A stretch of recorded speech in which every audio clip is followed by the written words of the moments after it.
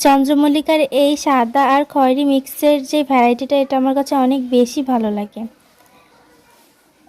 এই কসমস ফুলের গাছটি আমি অনেকদিন আগে কিনে এনেছিলাম, মাটিতে রোপণ করা হচ্ছিল না বিধায় এটা অনেক ছোট ছোট ফুল হচ্ছে। মাশাআল্লাহ, এটা আরেকটা অন্য টবে লাগানো, এটা আরো বেশি সুন্দর, আরো বড় বড় হচ্ছিল। এই বীজ থেকেও চারা করা যায়। এই যে বীজ আমি ছিটাইছিলাম এখানে, এখানে চারা বের হয়েছে। চন্দ্রমল্লিকার এটা আরেকটি ভ্যারাইটি, এটা হলো ছোট জাত, আর ওইটা ছিল একটা বড় জাতের ভ্যারাইটি।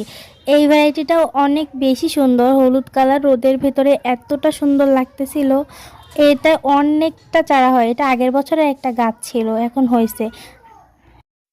আর এটা একটা জিনিয়া ফুল গাছ, এই জিনিয়া ফুল গাছের ভ্যারাইটিটাও অনেক সুন্দর। আর আমাদের এই গোলাপ গাছটার বয়স 2 বছরের বেশি, আমি সবসময় ডালপালা কেটে কেটে দিই।